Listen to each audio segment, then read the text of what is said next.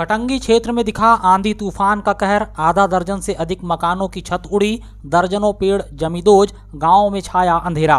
मंगलवार को कटंगी क्षेत्र में तेज आंधी तूफान, बारिश और चने आकार की ओलावृष्टि के बाद हर तरफ तबाही के जैसा मंजर नजर आया। सबसे खराब स्थिति ग्रामीण क्षेत्रों में रही, जहां सबसे अधिक नुकसान हुआ है। वहीं ग्रामीणों द्वारा इस नुकसान की भरपाई के लिए एसडीएम, तहसीलदार और पटवारी को दूरभाष पर सूचना दी गई। हालांकि निर्वाचन से जुड़ी प्रक्रिया में व्यस्त होने के कारण राजस्व विभाग का कोई भी कर्मचारी नुकसानी का जायजा लेने के लिए देर शाम तक जमीनी सर्वे करने के लिए नहीं पहुंचा था।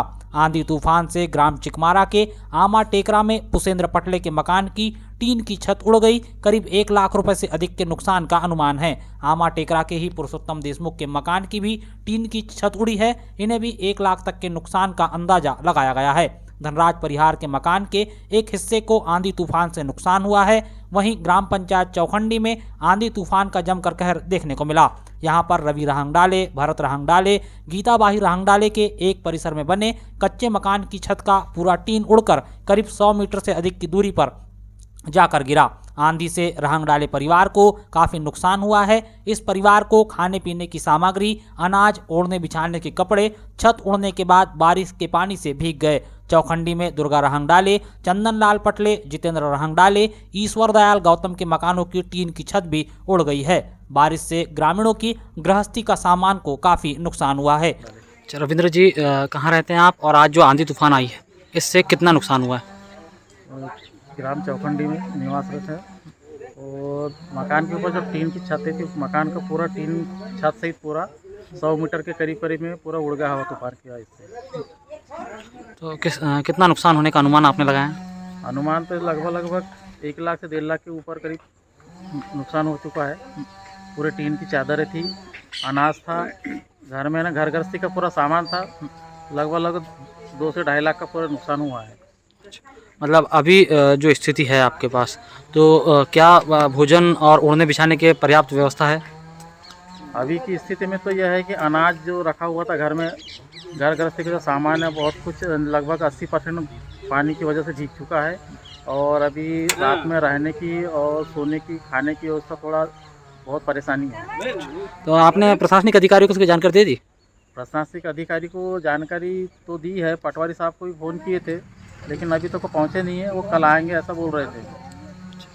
तेज आंधी तूफान से रबी की प्रमुख फसल गेहूं को काफ़ी नुकसान हुआ है। इसके अलावा मौसमी सब्जी की फसलों पर भी असर पड़ा है।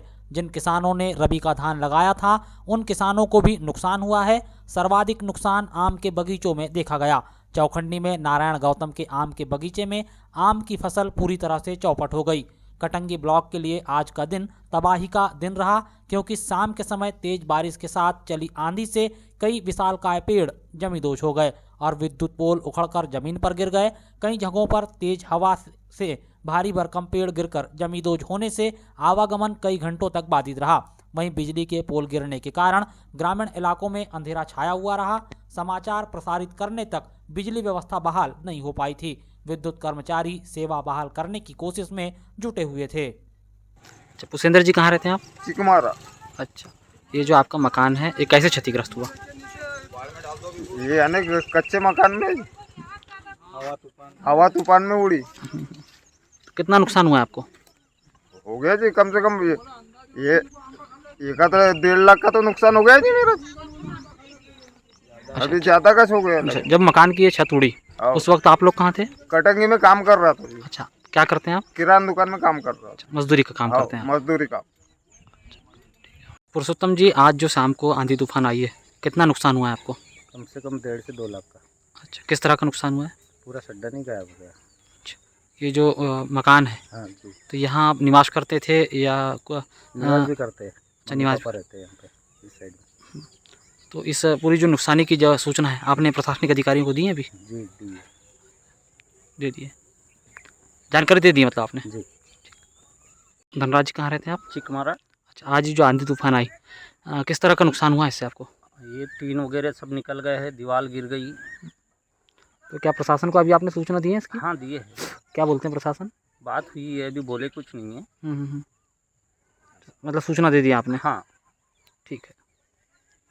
कटंगी में रामनवमी के उपलक्ष्य में निकली भगवा रैली, जय श्री राम का गूंजा नारा। कटंगी में मंगलवार शाम रामनवमी की पूर्व संध्या पर भगवा रैली निकाली गई। नगर के बड़ा राम मंदिर में विशेष पूजा अर्चना करने के बाद रैली नगर भ्रमण के लिए रवाना हुई। रैली ने कहारी मोहल्ला होते हुए सिवनी रोड बस स्टैंड से होकर सिनेमा चौक से शिव मंदिर पहुंची, जहां रैली ने विराम लिया। रैली में बड़ी संख्या में भीड़ उमड़ी और जय श्री राम के जयकारों की गूंज रही। रैली में डीजे की धुन पर युवक और युवतियों ने धार्मिक गीतों पर जमकर नृत्य किया। गौरतलब हो कि इस वर्ष लोकसभा चुनाव के चलते आचार संहिता को ध्यान में रखते हुए रामनवमी बेहद शांतिपूर्वक तरीके से मनाई जाएगी। मंदिरों में रामनवमी के मौके पर विशेष पूजा अर्चना होगी, मगर किसी तरह के बड़े आयोजन को प्रशासनिक स्तर पर अनुमति नहीं दी गई है। नगर के व्यवसायी ने माता पिता और भाई की स्मृति में ग्राम पंचायत जरह मोगांव को दान किया डेड बॉडी फ्रीजर।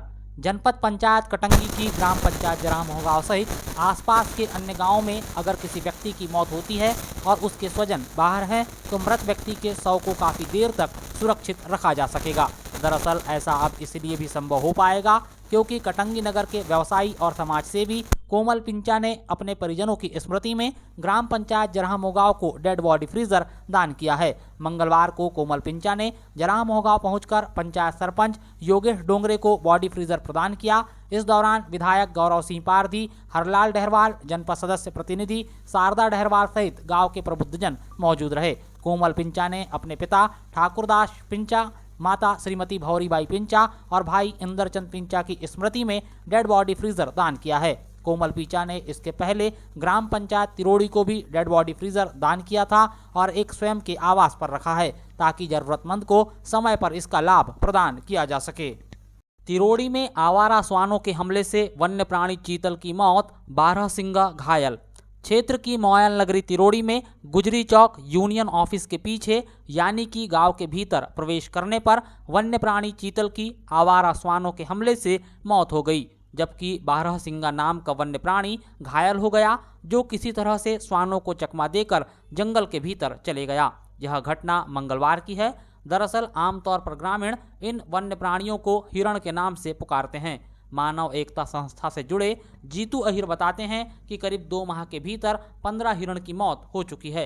वन्य प्राणियों की मौत के पीछे का प्रमुख कारण भोजन की तलाश में गांव के भीतर आकर श्वानों के हमले का शिकार होना है, मगर दूसरी बड़ी वजह मोयल की बाउंड्री वाल है, जिसकी ऊंचाई इतनी अधिक है कि जंगल से वन्य प्राणी गांव के भीतर तो आ जाते हैं, मगर फिर गांव की तरफ से बाउंड्री वाल फांदकर वापस जंगल की ओर नहीं जा पाते। जीतू अहिर ने बताया कि वन्य प्राणियों की मौत को देखते हुए मोयल से बाउंड्री वाल की ऊंचाई कम करने के लिए भी कहा गया, लेकिन मोयल ने इसे गंभीरता से नहीं लिया। वहीं वन विभाग भी वन्य प्राणियों की मौत पर मूक दर्शक बना हुआ है। एक्चुअली ये हिरन को लेके 15 हिरन हो चुका है और जब से मोइल ने अपना जगहों में जो बाउंड्री वाल का घेरा है, तब से हिरनों का क्या है कि जमावड़ा सीधा गांव की ओर आ रहा है। जो बाउंड्री थी तो वो जंगल की ओर प्रस्थान करते थे, लेकिन हर जगह बाउंड्री होने के कारण हिरन अब जंगल में नहीं गांव की ओर प्रस्थान कर रही है। और इसके पहले भी मैंने एक बाइट बना के डाला था, क्या कम से कम मोइल जहाँ जहाँ अपना बैरियर लगाया है उसका एक एक सीट निकाल दे ताकि हिरनों को वहाँ से जाने का रास्ता मिल जाए। और इसके चलते अभी 12 सिंह का गाँव में और घुसा, इसके पहले और घुसा था जिससे एक लड़के का एक्सीडेंट हुआ था, काफ़ी सीरियस हो चुका था। इसकी बाइट भी हमने बना के दी थी, लेकिन हम वन विभाग के लोगों से भी निवेदन करते हैं कि आप भी एक लेटर प्रस्तुत किया जाए ताकि ये जो हिरनों की मौत, वन्य प्राणी की मौत हो रही है, उसको बचाया जा सके, क्योंकि वन प्राणी वैसे भी लुप्त हो चुके हैं। कुछ हमारे गांव में वन प्राणी बचे हुए हैं और वो इस कारण मरे जा रहे हैं। ताकि ये जो घेरा हुआ है मोइल का, तो वो घेरा हम चाहते हैं कि कम से कम एक एक बाउंड्री वाल वहाँ से तोड़ा जाए, जिससे वन प्राणी हिरणों की जान बचाने में हम कामयाब हो। और हमारी जो संस्था है मानव एकता संस्था हर पल इस काम कर रही है वन प्राणियों के लिए, इंसानों के लिए, ताकि हम इंसानों की और जानवरों की भी जान बचाने में कामयाब हो। तो आपसे निवेदन करते हैं हम कि कम से कम मोइल के एक एक जो सीट लगी हुई है बाउंड्री वाल की, वो निकाला जाए ताकि वन प्राणी हिरन वहाँ से निकल जाए। अब मध्य प्रदेश के फॉरेस्ट अधिकारियों से क्या चाहते मैं हो? फॉरेस्ट अधिकारी से निवेदन करता हूं कि वन प्राणी वैसे भी बहुत कम हो चुके हैं हमारे देश में। इनको बचाने के लिए आपसे निवेदन है कि एक लेटर प्रस्तुत किया जाए कि जो बाउंड्री वाल बनी हुई है उस बाउंड्री वाल में से एक एक गेट खुलाया जाए ताकि वन प्राणी हिरन वहां से निकल के अपनी जान बचा जाए।